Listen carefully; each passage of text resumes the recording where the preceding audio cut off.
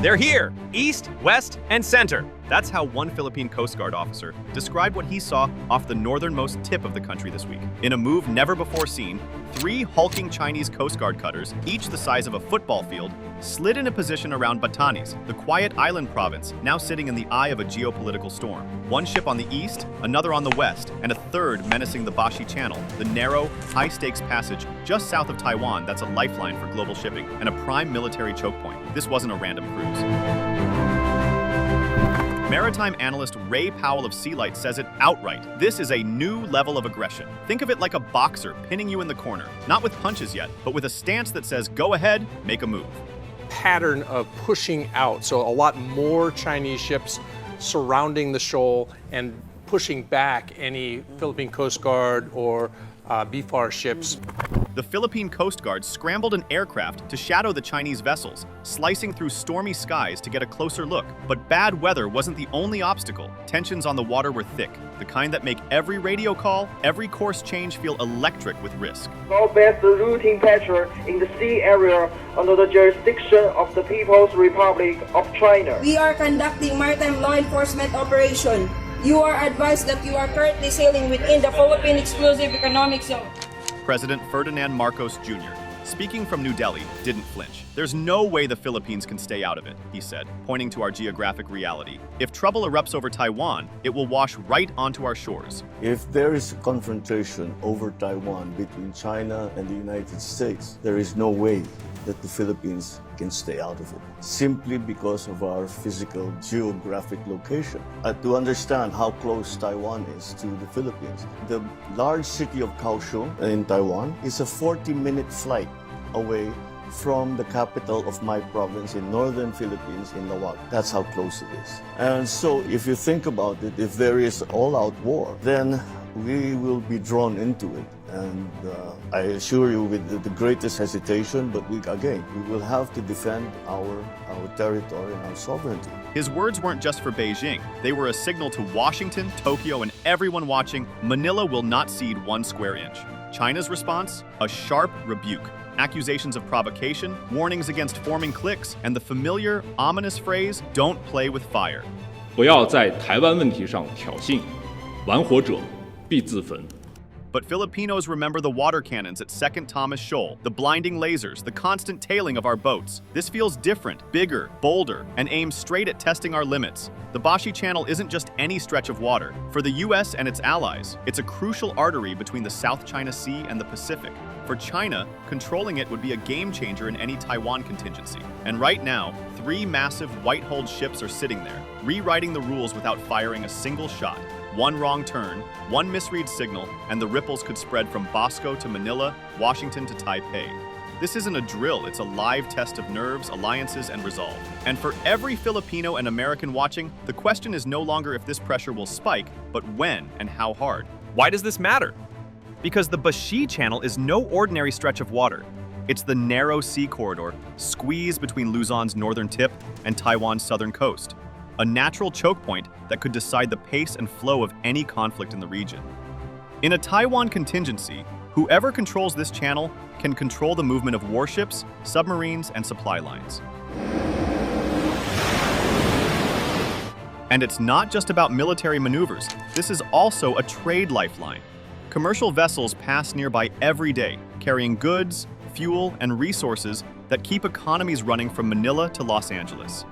A sudden disruption here wouldn't just be a headline. It could send shockwaves through global shipping lanes, spike insurance costs, and rattle financial markets. For the Philippines, it's about protecting sovereignty and keeping vital sea routes open. For the US and its allies, it's about preventing Beijing from tightening a strategic noose around Taiwan and the Western Pacific. When 3 Chinese cutters park themselves here, it's not just a patrol, it's a message, and the world is listening.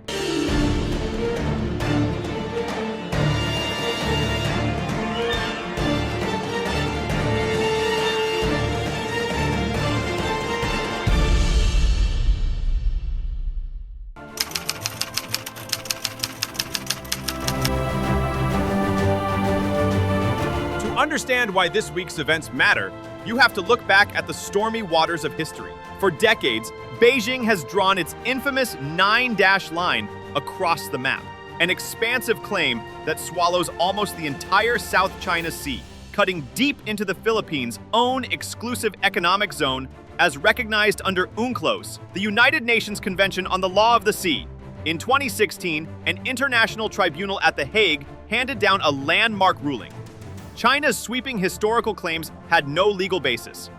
The decision overwhelmingly favored Manila's maritime rights, but Beijing's answer was simple: ignore it.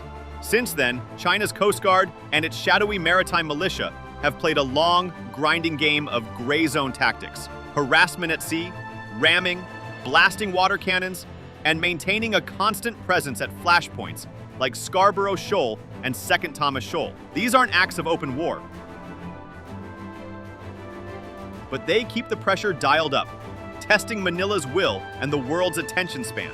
Fast forward to the night of August 7 into August 8, 2025. 3 massive Chinese Coast Guard cutters, each over 330 feet, were detected moving into a formation around Batanes, hugging both east and west approaches to the island, and pushing into the strategic Bashi Channel. Maritime analyst Ray Powell of Sealight was among the first to spot and publicly flag the unusual treks. The Philippine Coast Guard responded, monitoring the vessels and scrambling an aircraft to shadow them. Bad weather made close engagement tricky, but one cutter was directly challenged over radio.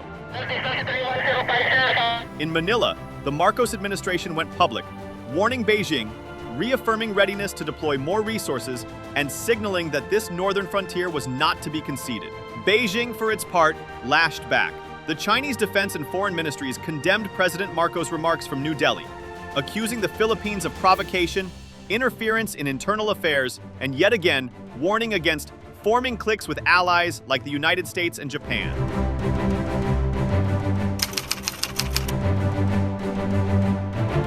On one side, the People's Republic of China, through the Chinese Communist Party and its Coast Guard, is flexing hard, sending massive cutters far from the mainland to make these northern waters feel like their backyard. Each patrol isn't just about presence, it's about normalizing their reach, showing they can knock on the Philippines' northern door anytime, and sending a coercive message without firing a shot. Facing them is the Philippines, with the Coast Guard on the front line and Manila's leadership framing this fight in the language of law and diplomacy.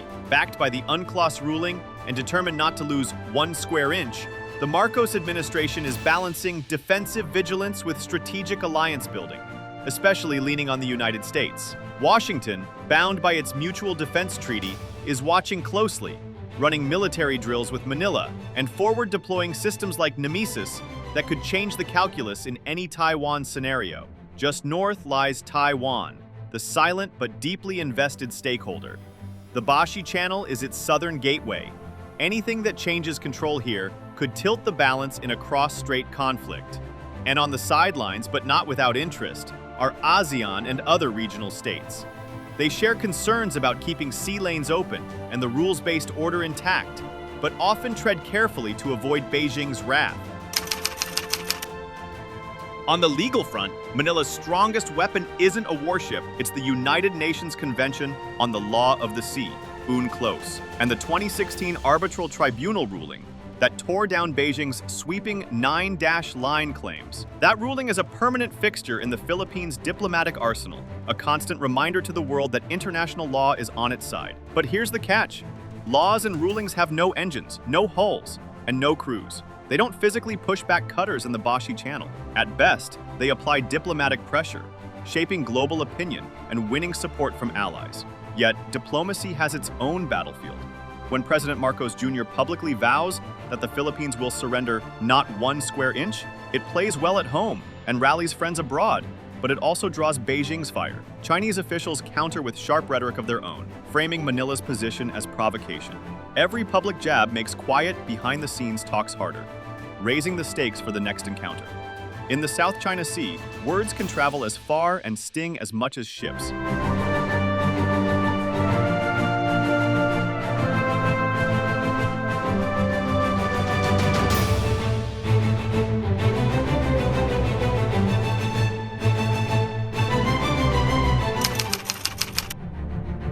At sea, escalation doesn't always look like gunfire.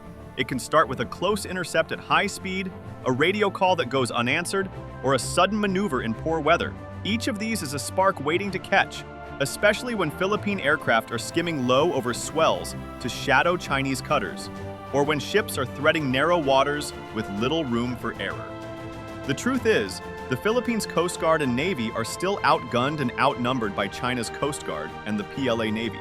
That's why Manila leans heavily on U.S. military cooperation, training crews, upgrading gear, and running joint drills. Systems like the NMESIS missile launchers aren't just hardware. They're deterrent signals that say, we're not alone out here, but there's a longer game in play. If Chinese Coast Guard patrols this far north become routine, it's not just a one-off headline. It's the normalization of gray zone pressure. That would mean daily friction for Manila's forces at the very edge of Philippine territory, stretching their reach, their endurance, and their resources.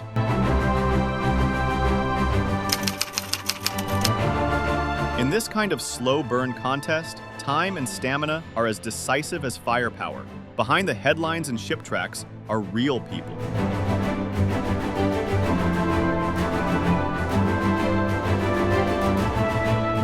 President Marcos Jr. has already sounded the alarm over the 160,000 Filipinos living and working in Taiwan. If tensions over the Bashi Channel spill into a cross-strait crisis, their safety becomes an urgent priority, and getting them home amid chaos at sea and in the air would be a logistical and humanitarian nightmare. Closer to home, the people of Batanes, a tight-knit island community, are suddenly living under the shadow of foreign patrols.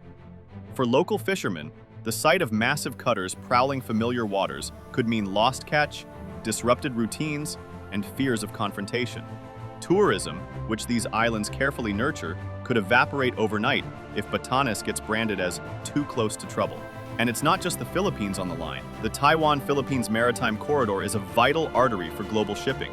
Any prolonged escalation here could ripple outward, delaying cargo, driving up insurance rates, and hitting supply chains far beyond Asia. A tense standoff in the Bashi Channel doesn't just move ships, it moves markets, jobs, and dinner tables from Manila to Los Angeles.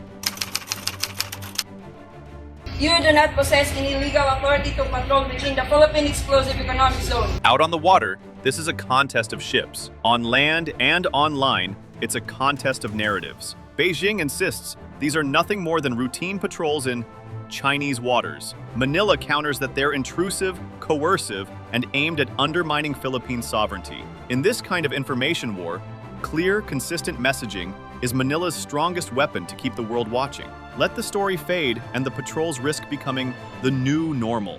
That's why evidence matters.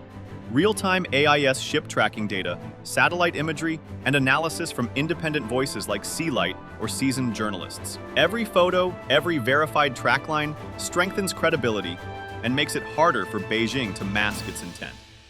What could happen next? Several futures are possible, and each carries its own risks. In the best case, diplomacy takes the wheel. Bilateral talks, maybe with third-party mediation, ease tensions, and the cutters pull back. It's possible, but only if both sides truly want to avoid a crisis. More likely is a persistent gray zone presence. Chinese cutters appearing northward every so often, not enough to spark a military response, but enough to keep the pressure on and normalize their presence in the Bashi Channel.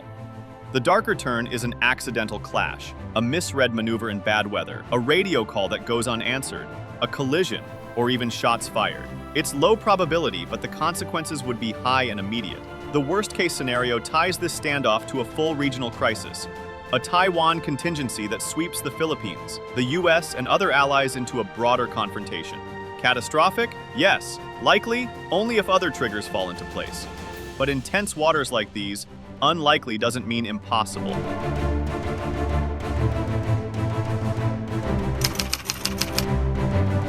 If this standoff proves anything, it's that Manila needs a plan that works on the water, in the courtroom, and across the conference table.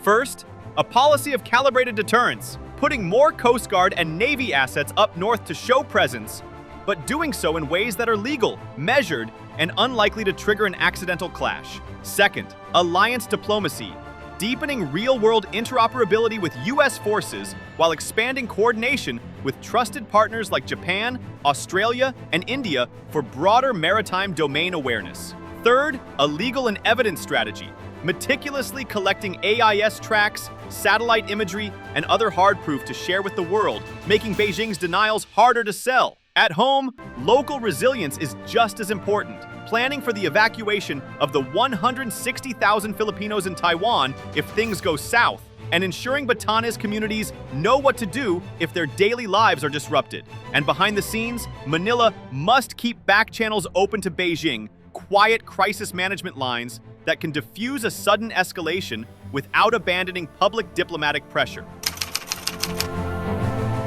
This kind of contest isn't won in a single day. It's managed over months and years. That means continuous AIS and satellite imagery monitoring from groups like Sealight and other independent trackers, keeping an unblinking eye on every ship movement.